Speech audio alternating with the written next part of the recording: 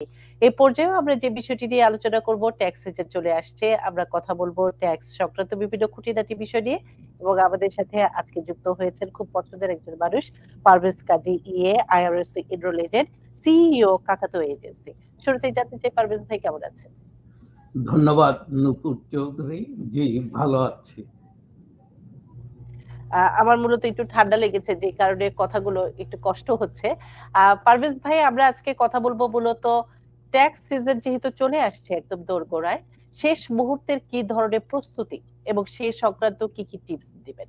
আমি শুরুতেই একটু ব্যক্তিগত পর্যায়ে যারা ট্যাক্স ফাইল করবেন তাদের পরামর্শ চাই, তারপরে আমি বিজনেস ক্যাটাগরিতে যারা করবেন তাদের জন্য পরামর্শ চাই। শুরুতে আমি একটু জানতে চাই যে এই শেষ মুহূর্তে করণীয় কি, কিংবা প্রস্তুতিটি কি? ধন্যবাদ। শেষ মুহূর্তে আমরা ট্যাক্স সিজনের একদম দোরগোড়ায়, আর মাত্র 10টা দিন হাতে আছে। আমি আজকের কথাই বলি।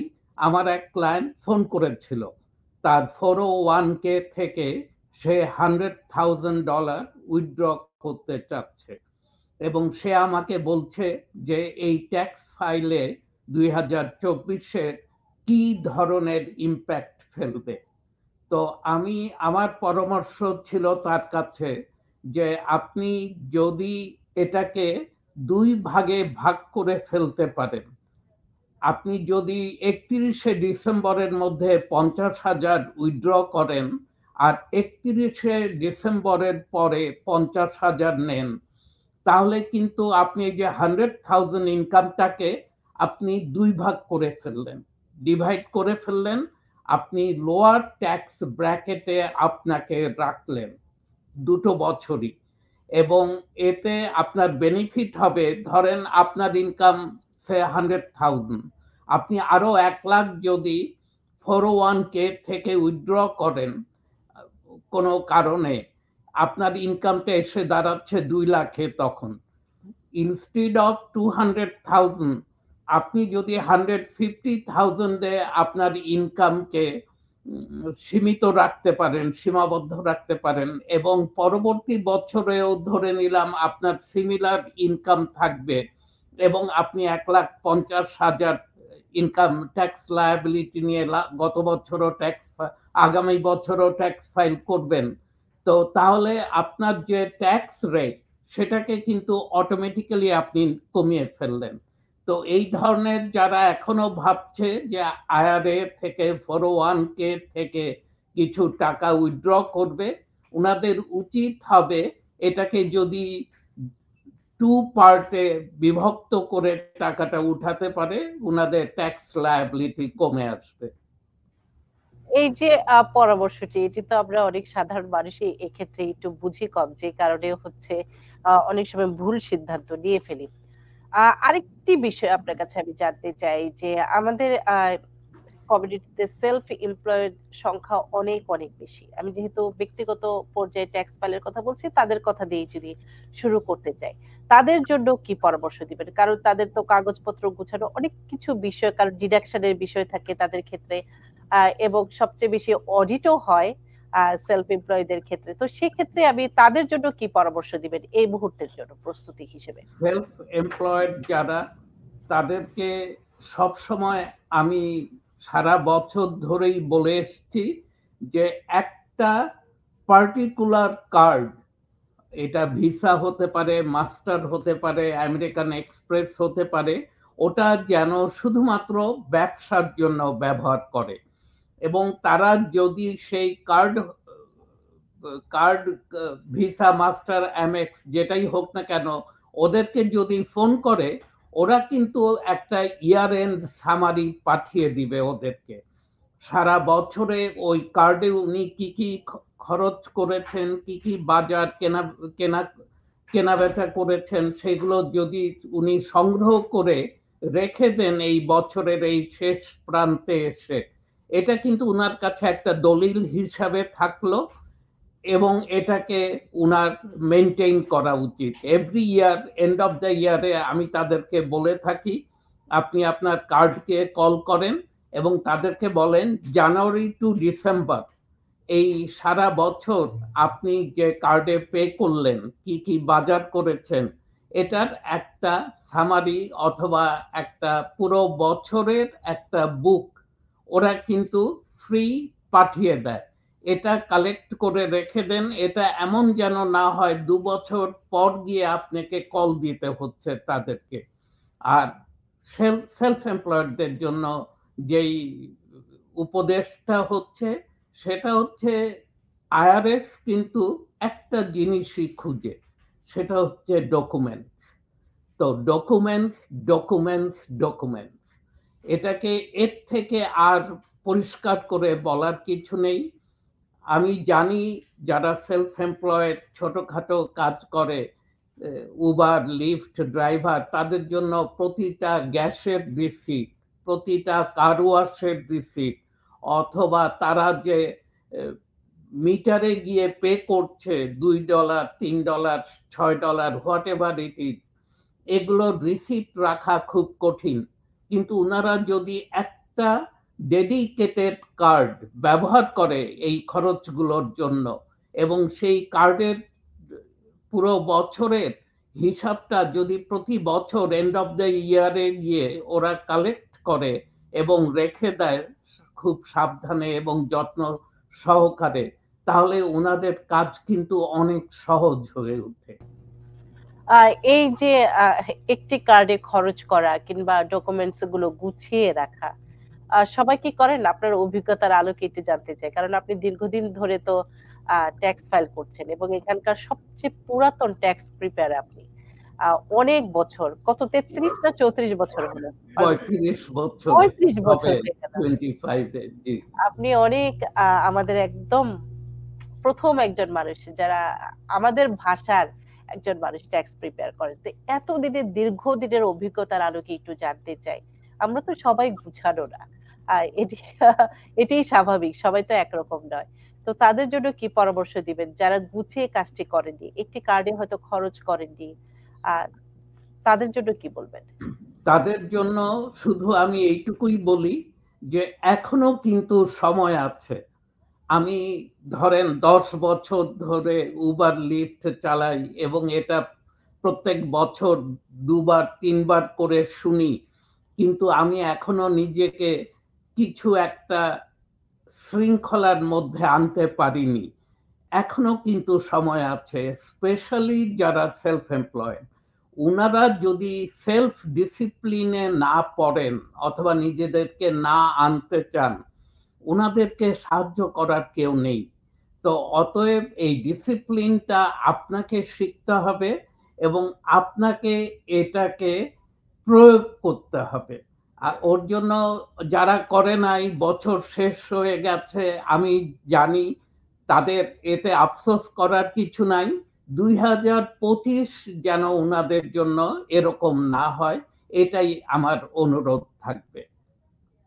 মানে গুছিয়ে তাদের কাজটি করতেই হবে। সেই জায়গাটি করতেই থেকে হবে। আপনি পরামর্শ দিচ্ছেন। জি।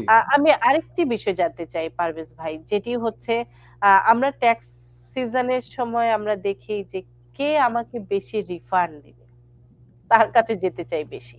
এটি আমাদের স্বাভাবিক টেনডেন্সি থাকে। তো এক্ষেত্রে আপনি কোন বিষয়টি মাথায় রেখে একজন ট্যাক্স প্রিপেয়ার কার কাছে আমি যাচ্ছি? কারণ এটি আমার বাস্তব অভিজ্ঞতা হচ্ছে কোভিড এর সময়। যখন বিভিন্ন লোডের বিষয় আসলো, সবকিছু তারা একদম মাঠে পড়ে গেলেন। আমি একজনকে জিজ্ঞেস করেছিলাম, "আপনি তো প্রতি বছরই ট্যাক্স ফাইল করেন। তো যার কাছে করেন তার কাছে গিয়ে আপনি এই লোড গুলো নিয়ে আলোচনা করেন।" উনি আমাকে বলল, "যিনি ট্যাক্স করেন তার তো কোনো অফিস নেই কিংবা তিনি তো ওরকম মানে সার্টিফিকেটধারী না। আমি যাই উনি করে দেন সিজনাল সেই হিসেবে।" আমি সবাইকে সম্মান রেখেই বলছি। তারপরেও আপনার কাছে আমি একটু জানতে চাই যে ট্যাক্সটি তো সারা জীবনের এবং খুবই গুরুত্বপূর্ণ বিষয়। সেক্ষেত্রে কিভাবে শুধু বেশি রিফান্ড নয়, ভালোভাবে ট্যাক্স ফাইলটি করার জন্য একজন ট্যাক্স প্রিপেয়ার কিভাবে তারা খুঁজে নিবেন? সেই বিষয়টি যদি পরামর্শ চাই আপনার কাছ থেকে, টিপস চাই। ধন্যবাদ। আমি অনেক সময় এটা বলে থাকি, অনেকেই হয়তো আমার সাথে বিরক্ত হয়। কিন্তু আমি স্পেশালি যারা সেলফ এমপ্লয়েড অথবা যাদের ইনকাম কম কিন্তু ফাইলে আর্নড ইনকাম ক্রেডিট আছে, তার মানে তাদের চাইল্ড আছে ফাইলে এবং বাচ্চাদের থাকার কারণে উনারা কিছু আর্নড ইনকাম ক্রেডিট পাচ্ছে। আমি উনাদেরকে বলে থাকি, যেই অফিসে গেলে আপনাকে ১০০টা প্রশ্ন করে ফাইলটা করার আগে, আপনি তার কাছে ফাইল করবেন। আর যারা কিছুই জিজ্ঞেস করে না, আপনি বসার ৫ মিনিটের মধ্যে ফাইলটা রেডি করে আপনার সিগনেচার নিয়ে আপনাকে বিদায় করছে এবং বড় একটা অঙ্ক আপনাকে পাওয়ায় দিচ্ছে, তাদের কাছে কিন্তু কাইন্ডলি যাবেন না। যেহেতু এই যে ফাইলটা সেলফ এমপ্লয়েড, একজন আর্নড ইনকাম ক্রেডিট অথবা অল্প আয়ে কাজ করে W2 আর্নার, কিন্তু তাদের ইনকাম অনেক সামান্য, ধরেন ২০,০০০ টাকা আর্ন করে, ৩টা বাচ্চা নিয়ে থাকে নিউ ইয়র্ক সিটিতে। তো এটা তো প্রশ্ন উঠতেই পারে যে how he manage in new York সিটির মতো জায়গায় ৩টা বাচ্চা নিয়ে ২০,০০০ টাকা আর্ন করে উনি সারা বছর চলছেন। তো ডেফিনিটলি যেই অফিসে যাচ্ছেন অনেকেই জিজ্ঞেস করে আপনার রেন্ট কত, আপনার গ্রোসারি এক্সপেন্স কত, আপনার কমিউটিং খরচ কত, আপনার ক্রেডিট কার্ড বিল আছে কিনা, থাকলে অ্যাভারেজ মান্থলি ক্রেডিট কার্ড বিল কত। এগুলো প্রশ্ন যখন করে তার অর্থ কি? তারা আপনার মানে বটম লাইনে যেতে চাচ্ছে, জানতে চাচ্ছে how you manage your family with this income. হ্যাঁ, হতে পারে আপনি হয়তো ফুড স্ট্যাম্প পান, সেখানে 750 পার মান্থ আপনার গ্রোসারি এক্সপেন্সের জন্য পান। আপনার হয়তো আরেকটা অল্টারনেট ইনকাম আছে যেটা হয়তো ট্যাক্সেবল নয় এবং সেই কারণে ওটা ট্যাক্স ফাইলের মধ্যে আসেনি। কিন্তু এই ইনফরমেশনটা যেই অফিস আপনার মুখের থেকে অথবা আপনার পেটের থেকে বের করে নিচ্ছে, তার মানে they are doing a great job for you. In fact আপনাকে প্রোটেক্ট করার জন্যই এগুলো করছে। কিন্তু আমাদের লোকজন একটু ভুল বুঝে আমাদেরকে, মনে করে যে আপনার কাছে ফাইল করতে আসছি, আপনি এত প্রশ্ন কেন করছেন। তো সব সময় এমন কারো কাছে যাবেন। আর আমরা যারা ট্যাক্স ফাইল করি, আপনারা কিন্তু প্রথমে আমাদের সাথে বসেন, আমাদের সাথে কথা বলেন।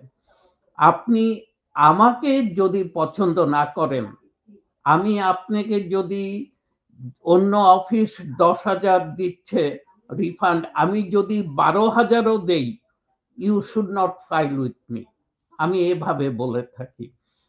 আগে যে ফাইল করছে আপনার, তাকে আপনাকে পছন্দ করতে হবে, তার কথাবার্তা শুনতে হবে এবং আপনি যেই ধরনের ট্রিটমেন্ট, আমি যেই ধরনের ট্রিটমেন্ট কোনো একটা অফিসে গেলে আমি এক্সপেক্ট করি, সেই ধরনের ট্রিটমেন্ট আমি আমার অফিসে যারা আছে তাদেরকে দেওয়ার চেষ্টা করি।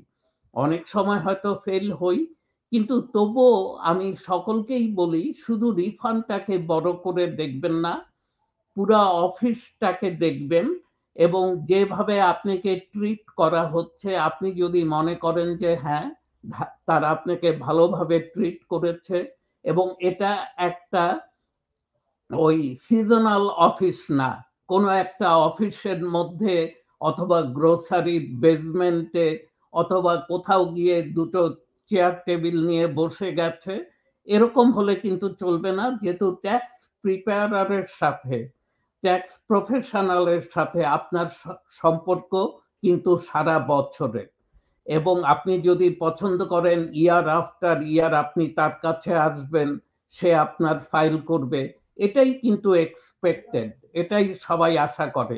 আমরা চাই না যে প্রতি বছর আপনি আপনার ট্যাক্স প্রফেশনাল চেঞ্জ করেন। আজকে প্রিপেয়ারার এর কাছে, দুদিন পর বির কাছে, তৃতীয় দিন পর সির কাছে গেলেন, দেখা গেল যে আপনার অনেক ইনফরমেশন অনেক জায়গায়, এবং এটা প্রিপেয়ারারেরও সমস্যা হয় এই ফাইলগুলো নিয়ে। তো ওর জন্য আমাদের রিকোয়েস্ট থাকবে যে আপনি যার কাছেই যান, যাকে পছন্দ করেন, তার কাছেই থাকেন, তাকে মুভ করে আরেক জায়গায় চলে যেন না। অল্প কিছু টাকা কেউ হয়তো বলেছে উনি রিফান্ড বেশি এনে দেয়, এ কথাটা শুনে। এই যে রিফান্ড বেশি পাওয়া কিংবা ডিডাকশনের জায়গাটি সঠিকভাবে করা যেন রেড ফ্ল্যাগের আওতায় না পড়ে, সেটির জন্য কিভাবে পরামর্শ দিবেন? এই যে রিফান্ড বেশি পাওয়া, আমি অনেক সময় বলে থাকি আপনি নিউ ইয়র্কে ফাইল করেন আর আপনি আলাস্কায় গিয়ে ফাইল করেন, আপনার রিফান্ড কিন্তু একই। ফেডারেল রিফান্ড আমি বলছি, নট স্টেট রিফান্ড। এবং ডিডাকশনের ক্ষেত্রে আমরা যারা মোটামুটি বহু বছর ধরে ফাইল করছি, ইভেন যারা সিজনাল, আমি তাদেরকেও কোনো প্রকার ইয়ে করে বলবো না, তাদের দিকে অঙ্গুলি দেখিয়ে, উনারাও কিন্তু সঠিক ফাইল করে। কিন্তু উনাদের সমস্যাটা হচ্ছে যে ওই ট্যাক্স সিজনের পর উনারা থাকে না, এবং তখন ফেডারেল অথবা স্টেট থেকে যদি কোনো চিঠি আসে সেটাকে রেসপন্স করা, অথবা উনারা বাড়ি কিনবেন, মধ্যবর্তী সময়ে উনার একটা ট্যাক্স ফাইলিং এর প্রয়োজন হলো, অথবা প্রফিট এন্ড লস স্টেটমেন্টের দরকার হলো, তখন ওটা কালেক্ট করতে পারে না। এই ধরনের নানা সমস্যা হয়ে থাকে। ওর জন্যই বলে থাকি যে সবসময় একজন প্রফেশনালকে বেছে নেন, এবং যিনি সারা বছর এই সার্ভিসটা দেয় এরকমই কারো কাছে আপনারা থাকার চেষ্টা করেন। সেটাই, কারণ ট্যাক্স ফাইলের অনেক মাঝ সময় অনেকের অনেক ধরনের তথ্যই প্রয়োজন হতে পারে। আরেকটি বিষয়, কোনো ধরনের যদি পরিবর্তন আসে, হয়তো বাচ্চাটি কলেজে যাবে কিংবা নতুন বাড়ি কিনেছে কিংবা কোনো ধরনের যদি পরিবর্তন আসে, তাদের ক্ষেত্রে ট্যাক্স ফাইলের জন্য আপনি কি ধরনের পরামর্শ দিচ্ছেন? যে কোনো পরিবর্তন।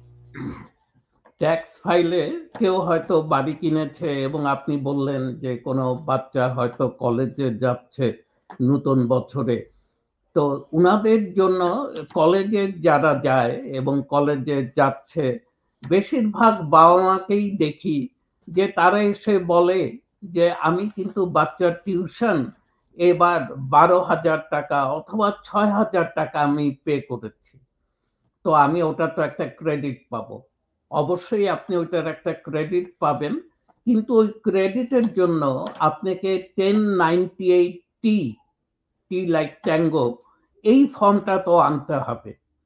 উনি তো আকাশ থেকে পড়লেন না, এরকম তো কোনো ফর্ম আমার বাচ্চার কলেজ দেয় নাই, কিন্তু আমার কাছে রিসিট আছে, এই যে রিসিট দেখাচ্ছি, অথবা আমার ক্রেডিট কার্ডের ইনভয়েস আছে, আমি বিলিং স্টেটমেন্ট দেখাতে পারবো এই টাকাটা আমি পে করেছি। তো তাদের প্রতি পরামর্শ, আপনার যদি স্টুডেন্ট ক্রেডিট, যেটা বাচ্চারা কলেজে যাওয়ার পর পেয়ে থাকে, 4 ইয়ার্স, ফার্স্ট 4 ইয়ার্স কলেজে যাওয়ার জন্য যে ক্রেডিটটা, এডুকেশন ক্রেডিট, ওটা কিন্তু 2500 পর্যন্ত ক্রেডিট পাওয়া যায়। কিন্তু এটা পেতে হলে অবশ্যই আপনাদের 1098 টি ফর্মটা লাগবে। আর বাড়ির যারা নতুন কিনে, উনারা এসে বলে আমি মর্টগেজ দিয়ে যাচ্ছি, কিন্তু 1098 মর্টগেজ ফর্মটা উনারা আনেন নাই। তো এই ফর্মগুলো, এবং নতুন বাড়ি যারা কিনেন তাদের প্রতি অনুরোধ থাকে যে আপনাদের কাছে হার্ড ওয়ান, HUD1, এটা একটা স্টেটমেন্ট, এটা ক্লোজিং এর সময় অ্যাটর্নি দিয়ে থাকে। এই হার্ড ওয়ান স্টেটমেন্টটা অবশ্যই আপনারা ফাইল করার সময় আপনি ট্যাক্স প্রিপেয়ারের কাছে নিয়ে যাবেন। এই জিনিসগুলো ছাড়া যদি যান, তাহলে আপনাদের কিন্তু আরেক দিন যেতে হবে। অতএব একই ট্রিপে যদি আপনার ট্যাক্স ফাইলটা শেষ করতে হয়, আপনার বাচ্চা যদি কলেজে যায় এবং সেখানে যদি আপনি টিউশন পে করে থাকেন, 1098 টি ফর্ম, আর আপনি যদি নতুন বাড়ি কিনে থাকেন, অথবা অনেকে দেখেছি 3-4 বছর হয় বাড়ি কিনেছে, 1098 ফর্ম ছাড়া আসছে। ভাই আনলেন না? বলে কি ফর্ম? আমি বললাম কেন, মর্টগেজের? বলে এটা তো কখনো দেই নাই আপনাকে। তো গত বছরের ফর্মটা আমি প্রিন্ট করে ওনাকে দেখাই, ভাই আপনার এই ফর্মটা, এটা কে দিয়েছে আমাকে? গত বছর তো আপনি দিয়েছিলেন। ও আচ্ছা দিয়েছিলাম, ঠিক আছে, হ্যাঁ, তখন দেখে উনার মনে পড়ে।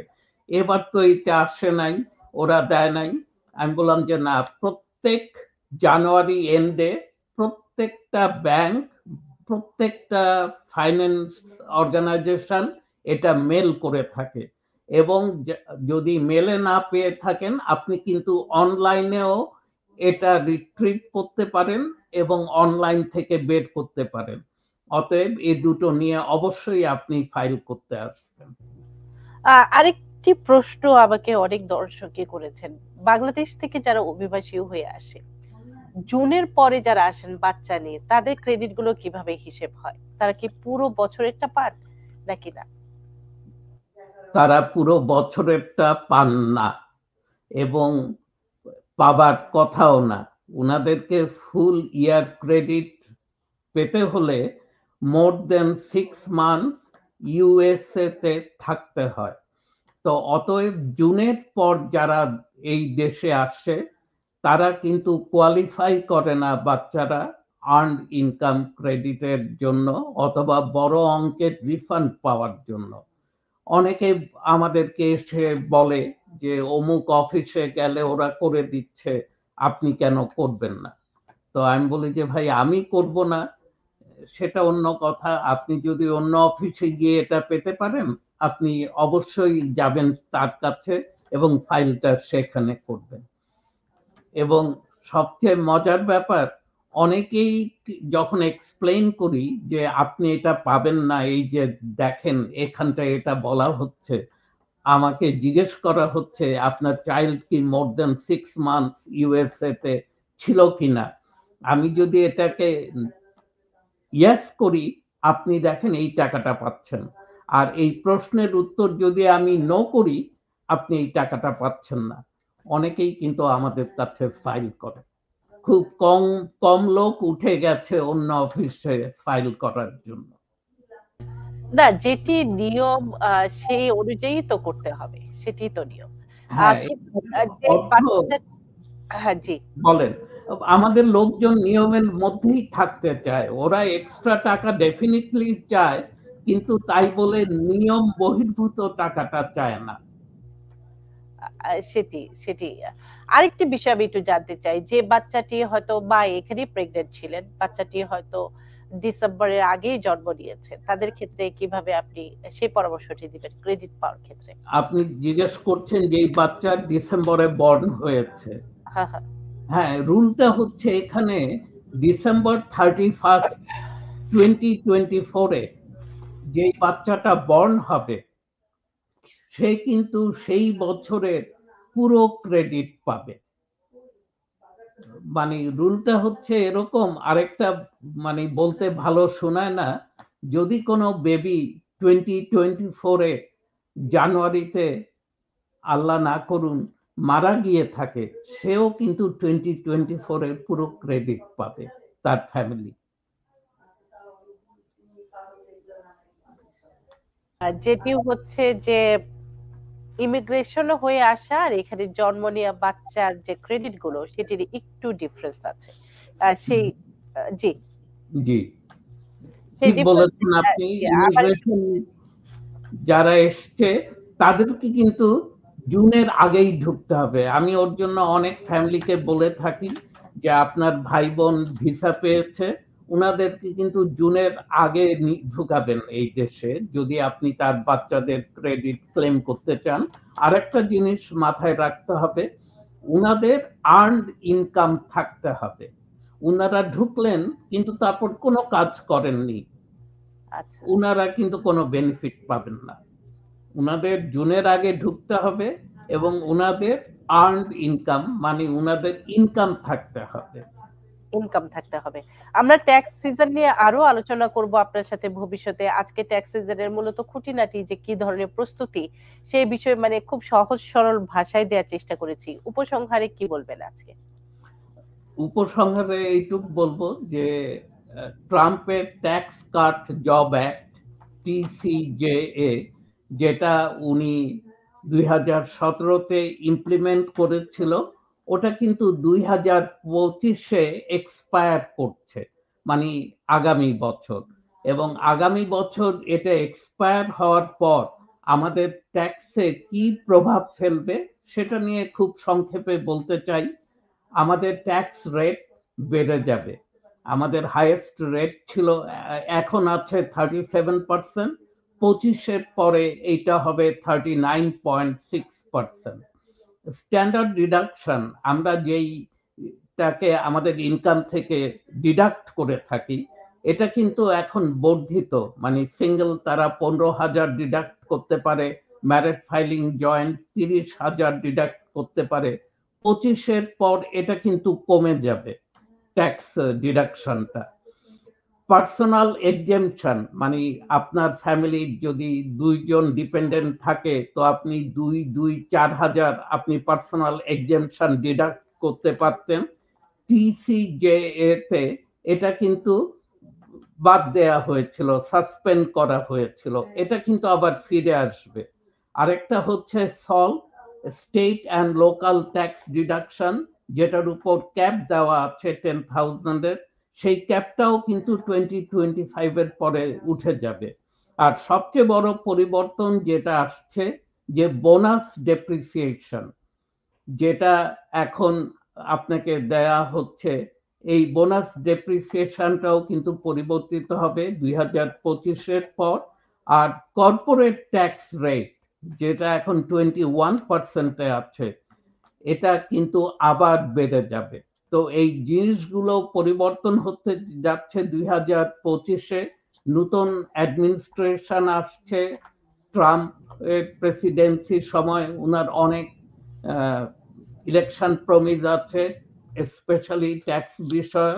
তো এগুলো কি ঘটছে না ঘটছে সেদিকে আপনারা সবাই চোখ রাখবেন, এই আশা করি। এবং আপনার কাছে অনুরোধ থাকলো এই নতুন যে আপডেট গুলো আছে আপনার মাধ্যমেই আমি দর্শকদের জানাতে চাই, এবং সে কারণে আপনার প্রতি আবারও কৃতজ্ঞতা। পারভেজ কাজী, আপনি ভালো থাকবেন, সুস্থ থাকবেন। দেখা হবে আবারও ট্যাক্স সিজনে, আমরা অনেক অনুষ্ঠান করব আপনাকে নিয়ে, তখন হয়তো আরো পরামর্শ নিব আপনার কাছ থেকে। আপনি ভালো থাকবেন। ধন্যবাদ।